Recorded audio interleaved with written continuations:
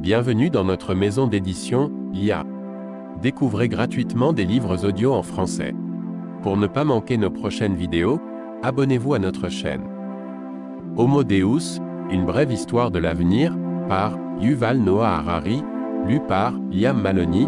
Pour améliorer votre expérience de lecture, vous pouvez activer le sous-titrage et ajuster la vitesse de lecture.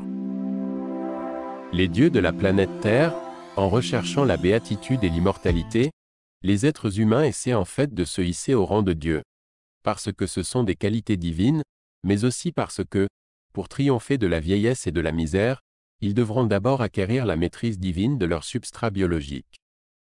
Si jamais nous possédons le pouvoir d'éradiquer de notre système la mort et la douleur, ce même pouvoir suffira probablement à organiser ledit système à notre guise, ou presque, et à manipuler de multiples façons nos organes, nos émotions et notre intelligence. Nous pourrions acquérir la force d'Hercule, la sensualité d'Aphrodite, la sagesse d'Athéna ou la folie de Dionysos, si c'est cela qui nous chante. Jusqu'ici, accroître le pouvoir de l'homme reposait exclusivement sur l'optimisation de nos outils externes. À l'avenir, il dépendra davantage de l'optimisation du corps et de l'esprit humain, voire d'une fusion directe avec nos outils. Hisser les humains au rang des dieux peut se faire selon 3 directions, le génie biologique, le génie cyborg et le génie des êtres non organiques. Le génie biologique part de l'intuition que nous sommes loin de réaliser pleinement le potentiel des corps organiques. 4 milliards d'années durant, la sélection naturelle a bricolé et bidouillé ces corps, en sorte que nous sommes passés successivement des amibes aux reptiles, puis aux mammifères et aux sapiens. Il n'y a aucune raison de penser que sapiens soit le dernier stade de cette évolution. Des changements relativement mineurs des gènes, des hormones et des neurones ont suffi à transformer Homo erectus, qui ne pouvait rien créer de plus impressionnant que des couteaux de silex, en Homo sapiens, créateur de vaisseaux spatiaux et d'ordinateurs. Qui sait ce qui pourrait résulter de quelques changements supplémentaires de notre ADN, de notre système hormonal ou de la structure de notre cerveau? Le génie biologique ne va pas attendre patiemment que la magie de la sélection naturelle opère. Les bio-ingénieurs vont plutôt se saisir du vieux corps de sapiens et en réécrire délibérément le code génétique, recabler ses circuits cérébraux, modifier son équilibre biochimique, voire lui faire pousser des membres nouveaux. Ce faisant, ils vont créer des déités, qui pourraient bien être aussi différentes de nous, sapiens, que nous le sommes d'Homo erectus. Le génie cyborg ira plus loin, et fusionnera le corps organique avec des appareils non organiques, tels que des mains bioniques, des yeux artificiels ou des millions de nanorobots qui navigueront dans nos vaisseaux sanguins, diagnostiqueront les problèmes et répareront les dommages. Les capacités d'un tel cyborg pourraient être sans commune mesure avec celles d'un corps organique. Par exemple, toutes les parties d'un corps organique doivent être en contact les unes avec les autres pour fonctionner. Si le cerveau d'un éléphant est en Inde, ses yeux et ses oreilles en Chine et ses pattes en Australie, c'est que cet éléphant est très vraisemblablement mort, et même si, en un sens mystérieux, il est vivant, il ne saurait voir, entendre ou marcher. Un cyborg, en revanche, pourrait exister en plusieurs endroits en même temps. Un médecin cyborg pourrait accomplir des opérations en urgence à Tokyo, à Chicago et dans une station spatiale sur Mars sans avoir à quitter son cabinet de Stockholm. Il lui suffira d'une connexion Internet rapide et de quelques paires d'yeux et de mains bioniques. À la réflexion, pourquoi des paires? Pourquoi pas des quatuors? En fait, même eux sont superflus. Pourquoi un médecin cyborg devrait-il tenir un scalpel de chirurgien à la main, quand il pourrait connecter directement son esprit à l'instrument? On pourrait croire à de la science-fiction, mais c'est déjà une réalité. Des singes ont récemment appris à contrôler des mains et des pieds bioniques déconnectés de leur corps par le biais d'électrodes implantées dans leur cerveau. Par la seule force de la pensée, des patients paralysés peuvent bouger des membres bioniques ou faire fonctionner des ordinateurs. Si vous le souhaitez, vous pouvez d'ores et déjà utiliser un casque qui lit dans les pensées pour contrôler à distance les appareils électriques de votre maison. Le casque en question ne nécessite pas d'implants cérébraux. Il fonctionne en lisant les signaux électriques qui passent à travers votre cuir chevelu. Vous voulez allumer la lumière de la cuisine? Vous n'avez qu'à porter le casque, imaginez un signal mental préprogrammé, par exemple un mouvement de la main droite, et la lampe se met en marche. vous pouvez acheter des casques de ce type en ligne pour 400 $ seulement. Début 2015, plusieurs centaines de travailleurs du foyer high-tech Epicenter de Stockholm se sont fait implanter des puces dans les mains. De la taille d'un grain de riz, elles stockent des informations de sécurité personnalisées qui permettent aux employés d'ouvrir des portes ou de faire marcher des photocopieurs d'un simple geste de la main. Ils espèrent bientôt pouvoir effectuer des paiements de la même façon. Nous interagissons déjà tout le temps avec la technologie, explique Hannes Joblad, l'un des inspirateurs de cette initiative. Aujourd'hui, c'est un peu désordonné. Il nous faut des codes PIN et des mots de passe. Ne serait-il pas plus facile d'utiliser simplement la main? Pourtant, même le génie cyborg est relativement conservateur, dans la mesure où il part du principe que les cerveaux organiques resteront les centres de commandement et de contrôle de la vie.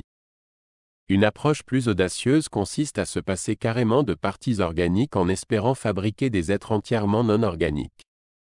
Les réseaux neuronaux seront remplacés par un logiciel intelligent qui pourrait surfer dans les mondes virtuels et non virtuels en échappant aux limites de la chimie organique. Après 4 milliards d'années d'errance dans le royaume des composés organiques, la vie fera irruption dans l'immensité du champ inorganique et prendra des formes qu'on ne saurait envisager même dans nos rêves les plus fous. Après tout, nos rêves les plus fous sont encore le produit de la chimie organique. Se libérer du domaine organique pourrait aussi permettre à la vie de se libérer finalement de la Terre. Depuis 4 milliards d'années, si la vie est demeurée confinée à cette minuscule graine de planète, c'est parce que la sélection naturelle a rendu tous les organismes totalement dépendants. Des conditions uniques en leur genre de ce rocher volant. Même les bactéries les plus coriaces ne sauraient survivre sur Mars. En revanche, une intelligence artificielle non organique trouvera bien plus facile de coloniser des planètes étrangères. Le remplacement de la vie organique par des êtres non organiques porte en germe l'émergence d'un futur empire galactique dirigé par les avatars de Mr. Data, l'androïde de Star Trek, plutôt que par ceux du capitaine Kirk. Nous ne savons pas où ces chemins pourraient nous conduire, ni à quoi ressembleraient nos descendants divins. Prévoir l'avenir n'a jamais été facile, et les biotechnologies révolutionnaires rendent la chose encore plus difficile. Car si ardu qu'il soit de prédire l'impact des nouvelles technologies dans des domaines comme les transports, les communications et l'énergie, les technologies visant l'augmentation du potentiel humain sont un défi d'une toute autre nature. Puisque, par définition, elles sont capables de transformer les esprits et les désirs des hommes, les gens d'aujourd'hui, avec leurs esprits et leurs désirs d'aujourd'hui, ne sauraient en sonder les implications. Au fil des millénaires, l'histoire a été riche en bouleversements techniques, économiques, sociaux et politiques. La seule constante a été l'humanité elle-même. Nos outils et institutions sont très différents de ceux des temps bibliques, mais les structures profondes de l'esprit humain restent les mêmes. C'est bien pourquoi nous pouvons encore nous reconnaître dans les pages de la Bible, dans les écrits de Confucius ou dans les tragédies de Sophocle et d'Euripide. Ces classiques sont l'œuvre d'hommes exactement pareils à nous, d'où notre sentiment qu'ils parlent de nous. Dans le théâtre moderne, Oedipe, Hamlet et Othello peuvent bien porter des jeans et des t-shirts et avoir des comptes Facebook, leurs dilemmes sont les mêmes que dans la pièce originale. Toutefois, le jour où la technologie nous permettra de réagencer l'esprit humain, Homo sapiens disparaîtra et l'histoire humaine touchera à sa fin. S'amorcera alors un processus d'un genre entièrement nouveau, que ni vous ni moi ne saurions comprendre. Beaucoup de chercheurs essaient de prédire à quoi le monde ressemblera en 2100 ou 2200. Ils perdent leur temps. Toute prédiction digne de ce nom doit prendre en compte la capacité de réagencer l'esprit humain, ce qui est impossible. Il y a nombre de réponses empreintes de sagesse à la question « Que ferait de la biotechnologie des gens possédant des esprits comme le nôtre ?» mais aucune bonne réponse à cette autre question « Que ferait de la biotechnologie des gens possédant une sorte d'esprit différente du nôtre ?» La seule chose qu'on puisse dire, c'est que des gens semblables à nous utiliseront probablement la biotechnologie pour réorganiser leurs esprits, mais nos esprits d'aujourd'hui ne sauraient penser ce qui pourrait arriver ensuite. Bien que les détails soient donc obscurs, la direction générale de l'histoire ne fait pas de doute. Au XXIe siècle, l'humanité se fixera comme troisième grand projet d'acquérir des pouvoirs divins de création et de destruction, et de hisser Homo sapiens au rang d'Homo Deus. Ce troisième projet subsume à l'évidence les deux premiers et s'en nourrit. Nous désirons avant tout être capables de réagencer nos corps et nos esprits pour échapper à la vieillesse, à la mort et à la misère, mais, ce but atteint, qui sait à quoi nous emploierons ensuite cette capacité? Il n'est donc pas extravagant de penser que le nouvel ordre du jour humain ne consiste au fond qu'en un seul projet, avec de multiples branches, atteindre la divinité. Si cela semble peu scientifique, voire carrément excentrique, c'est que les gens se méprennent souvent sur le sens de cette nature divine. La divinité n'est pas une vague qualité métaphysique. Et ce n'est pas la même chose que l'omnipotence. Quand on parle de hisser les humains au rang de Dieu, il faut penser plus aux dieux grecs ou aux dévas hindous qu'au Père tout-puissant du ciel biblique. Nos descendants auraient encore leurs faiblesses, leurs bizarreries et leurs limites, tout comme Zeus et Indra avaient les leurs. Mais ils pourraient aimer, haïr, créer et détruire à bien. Plus grande échelle que nous, tout au long de l'histoire, on a prêté à la plupart des dieux non pas l'omnipotence, mais des super-capacités assez spécifiques, comme celle de concevoir et de créer des êtres vivants, de transformer leur corps, de contrôler leur environnement et le temps, de lire dans les esprits et de communiquer à distance, de voyager à très grande vitesse, et, bien entendu, d'échapper à la mort et de vivre éternellement. Les hommes s'emploient à acquérir toutes ces capacités, voire plus. Certaines capacités traditionnelles, réputées divines des millénaires durant, sont devenues aujourd'hui si ordinaires que c'est à peine si nous y pensons. L'homme moyen se déplace et communique aujourd'hui bien plus aisément que les dieux grecs, hindous ou africains d'antan. Par exemple, selon les Igbo du Nigeria, Chukwu, le dieu créateur, voulait initialement rendre les hommes immortels. Il envoya un chien leur expliquer qu'à la mort de l'un d'entre eux il devait saupoudrer le cadavre de cendres, et que le corps reviendrait alors à la vie. Malheureusement, le chien était fatigué et a traîné. Impatient, Chukwu a alors envoyé un mouton, le priant de porter sans délai cet important message. Hélas, quand le mouton essoufflé parvint à destination, il s'embrouilla et dit aux hommes d'enterrer leur mort, ce qui eut pour effet de rendre la mort irréversible. Voilà pourquoi, aujourd'hui encore, les hommes doivent mourir. Si seulement Chukwu avait eu un compte Twitter au lieu de s'en remettre à un chien traînard et à un imbécile de mouton pour transmettre ses messages. Dans les sociétés agricoles anciennes, beaucoup de religions montraient étonnamment peu d'intérêt pour les questions métaphysiques et l'au-delà. Elles se focalisaient plutôt sur la question très prosaïque de l'augmentation de la production agricole. Ainsi l'Ancien Testament ne promet-il jamais ni récompense ni châtiment après la mort, mais dit plutôt au peuple d'Israël. Si vous obéissez à mes commandements que je vous prescris aujourd'hui, si vous aimez l'Éternel, votre Dieu, je donnerai à votre pays la pluie en son temps, et tu recueilleras ton blé, ton mou et ton huile. Je mettrai aussi dans tes champs de l'herbe pour ton bétail, et tu mangeras et te rassasieras.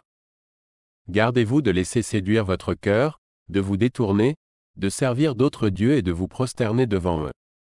La colère de l'Éternel s'enflammerait alors contre vous. Il fermerait les cieux, et il n'y aurait point de pluie. La terre ne donnerait plus ses produits, et vous péririez promptement dans le bon pays que l'Éternel vous donne. Deutéronome 11,13-17. Les hommes de science font aujourd'hui beaucoup mieux que le Dieu de l'Ancien Testament. Grâce aux engrais artificiels, aux insecticides industriels et aux organismes génétiquement modifiés, la production agricole dépasse maintenant largement les attentes que les paysans d'antan avaient à l'égard de leur Dieu, même dans leurs rêves les plus fous. Et l'État asséché d'Israël ne craint plus qu'un Dieu en courroux ferme les cieux et arrête la pluie, car les Israéliens ont dernièrement construit sur les côtes de la Méditerranée une immense usine de désalinisation et tirent désormais leur eau potable de la mer. Jusque-là, nous avons rivalisé avec les dieux d'antan en créant des outils toujours plus performants. Dans un avenir pas si lointain, nous pourrions bien créer des surhommes qui surpasseraient les dieux antiques grâce à leurs outils, mais aussi à leurs facultés corporelles et mentales. Quand nous en serons là, cependant, la divinité deviendra aussi banale que le cyberespace, une merveille des merveilles que nous tenons pour acquises. Nous pouvons être certains que les hommes feront cette enchère, parce que les humains ont maintes raisons de désirer une telle promotion, et de multiples façons d'y parvenir. Même si un chemin qui semblait prometteur finit en impasse, d'autres routes demeureront ouvertes. Par exemple, nous découvrirons peut-être que le génome humain est bien trop compliqué pour se prêter à une manipulation sérieuse, mais cela n'empêchera pas le développement d'interfaces cerveau-ordinateur, de nanorobots ou de l'intelligence artificielle. Mais pas de panique. Du moins, pas tout de suite. L'ascension de Sapiens sera un processus historique progressif plutôt qu'une apocalypse hollywoodienne. Une révolte des robots n'exterminera pas Homo sapiens. Celui-ci s'élèvera sans doute pas à pas, fusionnant en cours de route avec des robots et des ordinateurs, et, un jour, nos descendants, se retournant sur le passé, s'apercevront qu'ils ne sont plus le genre d'animal qui a écrit la Bible, construit la Grande Muraille de Chine et rit des pitreries de Charlie Chaplin. Cela ne se produira pas en un jour, ni en une année. Cela commence aujourd'hui, à travers une multitude d'actions banales. Chaque jour, des millions de gens décident de confier à leur smartphone un plus large contrôle sur leur vie, ou d'essayer un nouvel antidépresseur plus efficace. Dans la quête de la santé, du bonheur et du pouvoir, les hommes se mettront à modifier peu à peu un de leurs traits, puis un autre, et encore un autre, jusqu'à ce qu'ils ne soient plus humains. Cliquez sur I, en haut à droite de votre écran pour choisir le livre audio que vous aimeriez découvrir. Si cette vidéo vous a plu, vous pouvez mettre un « j'aime » et la partager à vos amis. Par ailleurs, visitez notre bibliothèque sur audible.fr pour explorer notre vaste sélection de livres audio réalisés par IA.